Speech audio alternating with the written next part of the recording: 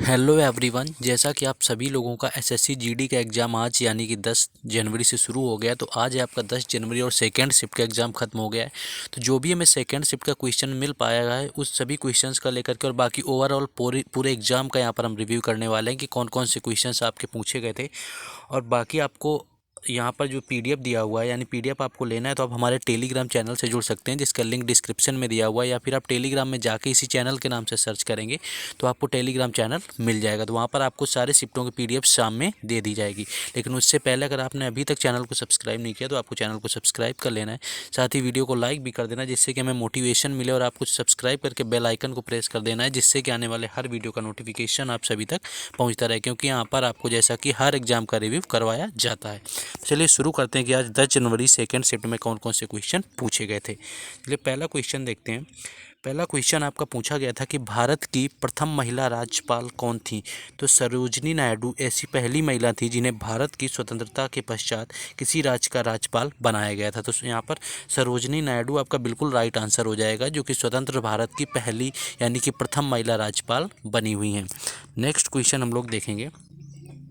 Next question आपका पूछा गया था कि भारत में किस किले को चीन की दीवार कहा जाता है, यानी भारत का ऐसा कौन सी किला है जिसकी दीवार इतनी मजबूत है जिसकी तुलना चीन की दीवार से की जाती है। तो राजस्थान के राजसमंद जिले में स्थित इस किले का निर्माण राणा कुंभा ने करवाया था।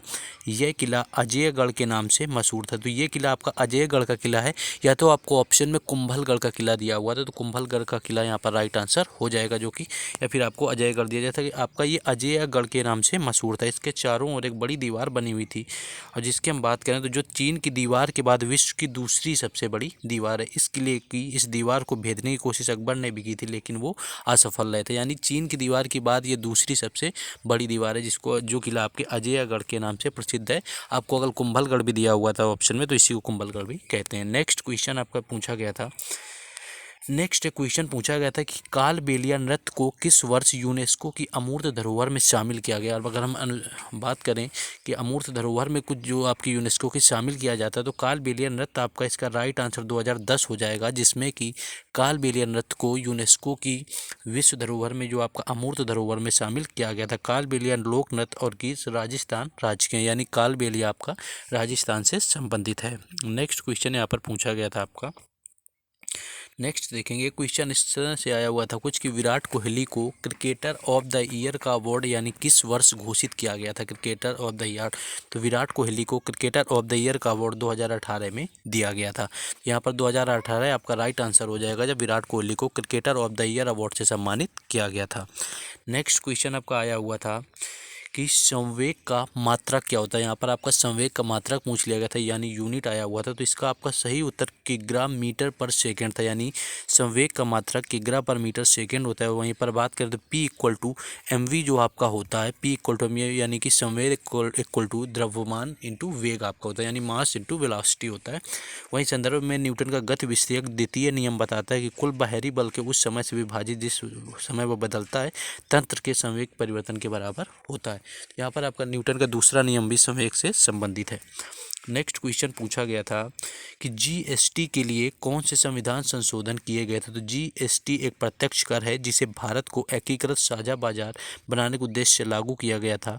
यह निर्माताओं से लेकर उपभोक्ताओं तक वस्तुओं एवं सेवाओं की आपूर्ति पर लगने वाला एकल कर है। यह आपके 122वां संविधान संशोधन विधेयक था, यानी विधेयक की बात की जाए यानी आपका 122वां संविधान संशोधन ये विधेयक पेश किया गया था, जिसे राज्यसभा द्वारा 3 अगस्त 2016 को, लोकसभा द्वारा 6 अगस्त 2016 को पारित कर दिया गया था, और आपके 1 जुलाई 2017 से जीएसटी को लागू कर दिया गया था। तो ये क्वेश्चन आपका एक पूछा गया था। नेक्स्ट क्वेश्चन देखेंगे हम लोग। नेक्स्ट आपका कुछ क्वेश्चन एक ऐसा आया हुआ था, इससे रिलेटेड था कि एशियन यूनिवर्सिटी सबसे अधिक किस देश में है, या किस देश की एशियन यूनिवर्सिटी हैं जो आपकी टॉप रैंक पर होती हैं। तो ये एग्जैक्ट क्वेश्चन नहीं मिल पाया है, तो इसका अगर आपका आज यानी कि 10 जनवरी सेकेंड शिफ्ट में एग्ज़ाम था तो आप लोग कोशिश करेंगे इसका एग्जैक्ट आंसर यहाँ पर बताएंगे। जैसा कि आप सभी लोगों को पीडीएफ में सारे और भी क्वेश्चन जैसे मिलेंगे तो आप सभी को सारे एक साथ मिक्स करके क्वेश्चन बता दिए जाते हैं। नेक्स्ट क्वेश्चन हम लोग देखेंगे। नेक्स्ट आपका क्वेश्चन आया हुआ था कि टी.एच. विनायकम जो थे यहाँ पर टी.एच. विनायकम का संबंध किस वाद्य यंत्र से था, आपसे पूछा गया था कि टी.एच. विनायकम का संबंध किस वाद्य यंत्र से था। तो जो आपका टी.एच. की फुल फॉर्म यहाँ पर देखेंगे थेटा कुटी हरिहर विनायकम, ये हैं आपके, जिन्हें विक्कू विनायकम के नाम से भी जाना जाता था। एक भारतीय ताल वादक है, इन्हें घटम के देवता के रूप में भी जाना जाता है। यानी टी.एच. विनायकम की बात करें, उन्हें घटम वाद्य यंत्र नामक जो आपका घटम नामक वाद्य यंत्र होता है उससे ये संबंधित है। अगर वहीं घटम की बात करें तो घटम एक मिट्टी के बर्तन के साथ कर्नाटक संगीत बजाता है, उसे घाटम को लोकप्रिय बनाने का श्रेय दिया जाता है। यानी जो टी.एच. विनायकम थे, इनको घाटम का जो आपका लोकप्रिय बनाने का श्रेय दिया जाता है और ये आपके घाटम से संबंधित कलाकार रहे हैं। नेक्स्ट आपका एक नृत्य से पूछ लिया गया था कि मोहिनी अट्टम नृत्य किस राज्य से संबंधित है। तो मोहिनी अट्टम केरल की एक एकल नृत्य परंपरा है, जिसे प्राकृतिक नामक एक युवती ने नृत्य और संगीत के माध्यम से स्वयं को मंदिर के देवता को समर्पित करने के लिए किया हुआ था।